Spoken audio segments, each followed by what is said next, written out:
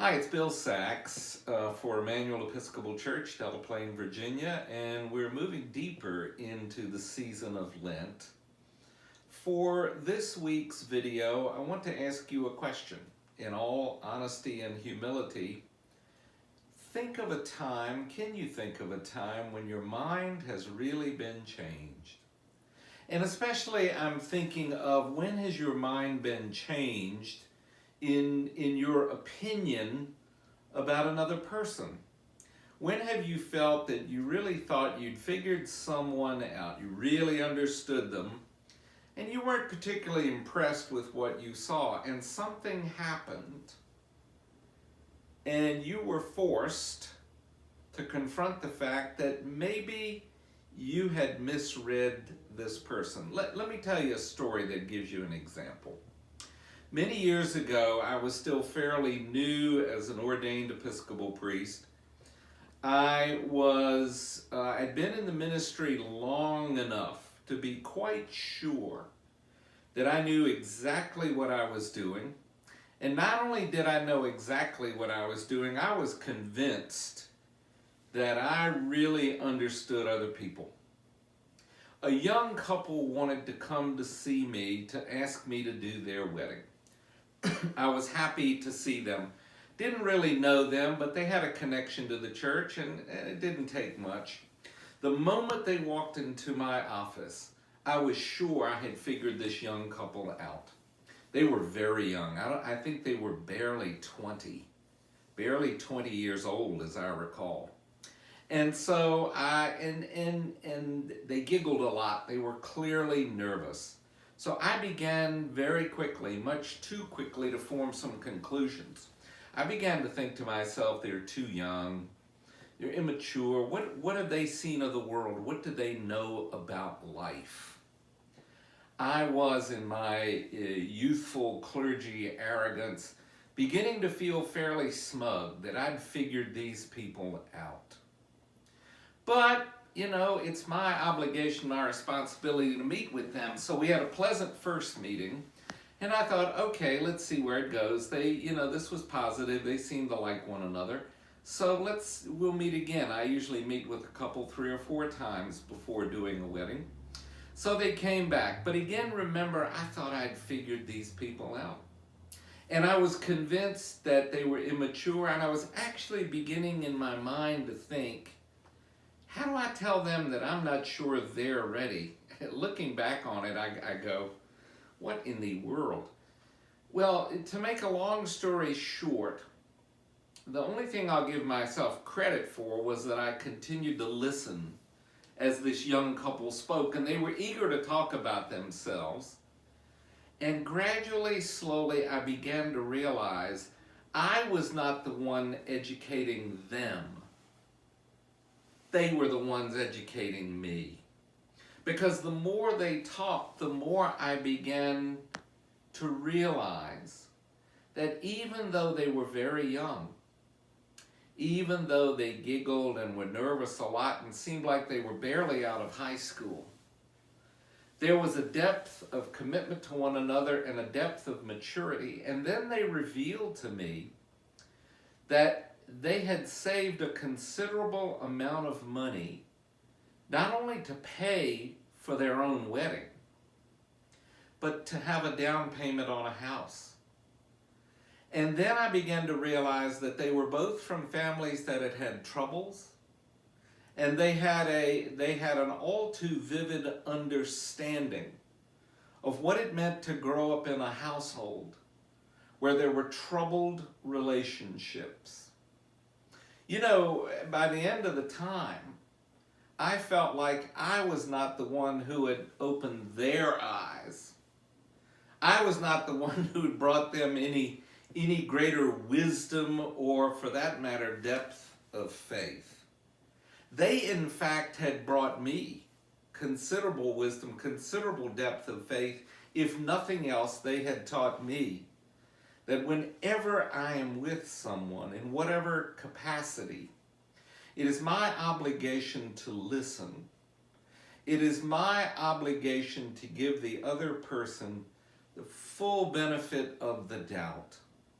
and to really understand where people are coming from and not to jump to quick, superficial, stark conclusions.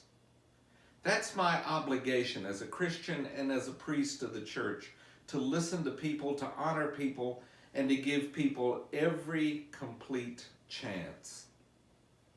There have been occasions when I've said, no, I wasn't going to do someone's wedding. There have been occasions when I became convinced that the situation just was not right, and frankly, there have been times when people with whom I have met to talk about a wedding, when they in effect have made the decision that no, getting married was not right, at least not at that time.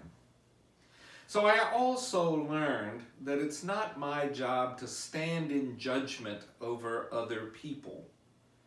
It is my job to work with people in the most horizontal way possible.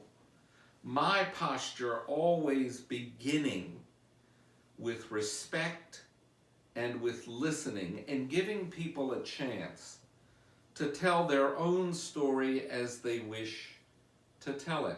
Well, I have to tell you, even when I take off the role of being clergy person, and even for those of you who've never been clergy and would never dream of doing so, that lesson of giving other people the benefit of the doubt, of respecting others, of daring to listen without judging to the story another person tells, giving people opportunities to present their own lives and their own struggles. That is at the heart of what it means to be a Christian. And I dare to say that is at the heart of what we mean when we speak about the discipline of Lent. Discipline is not a word that has innate appeal, but discipline can mean, and perhaps should mean, not doing things rigidly or arbitrarily, but rediscovering a way of life in which we give the other person the opportunity to lift themselves up in the best possible way.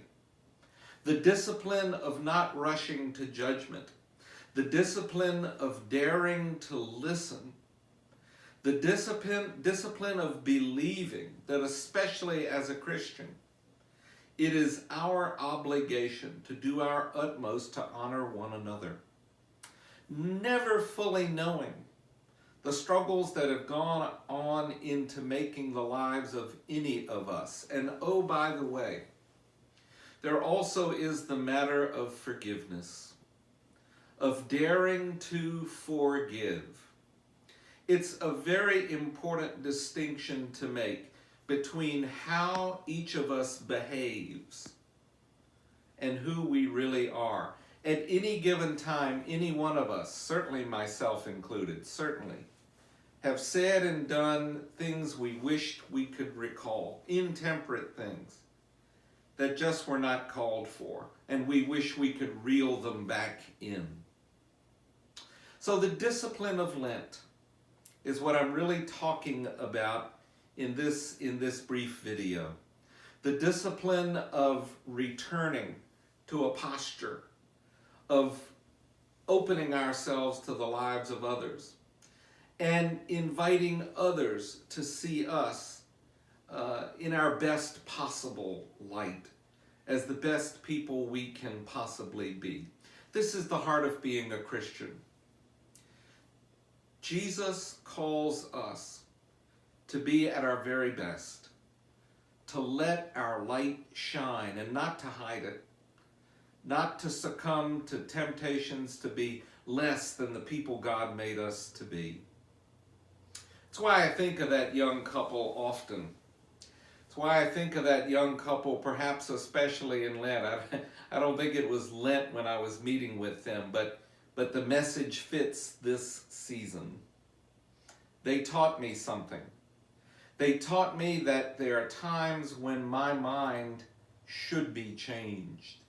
And even more than that, there are times when my life and my demeanor and my ways of acting toward other people should be changed. It's a bright sunny day in Delaplane, Virginia today. Blue sky, no clouds. Not every day is like that. Some days we don't see quite so clearly, but on other days we do see clearly. And then our task is not to lament the things we've done wrong, the ways in which we've gone astray. Our task is to change the way we act toward other people and the way we view the world. This is the season of Lent. It is about forgiveness, starting over, changing our lives, and coming together in a new and a fresh way. This is Bill Sachs. For Emmanuel Church, Delaplane, thank you so much. Stay with us through this season of Lent. God be with you always. Amen.